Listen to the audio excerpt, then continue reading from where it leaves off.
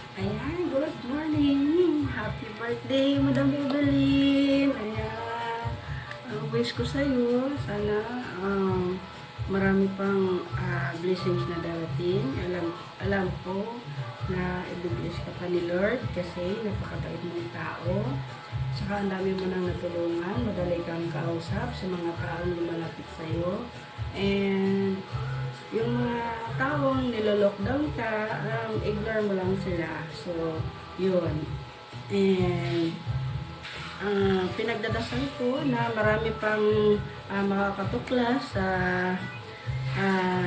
Evelyn and Hiniton Catering Services. Ayun, isa yan sa mga wish ko kasi alam ko napakasarap ng ulam yun. Yung simpleng tawag dito, yung negosyo mo na feeling lutong bahay lang, yun po yung napakasarap ko. Ayun.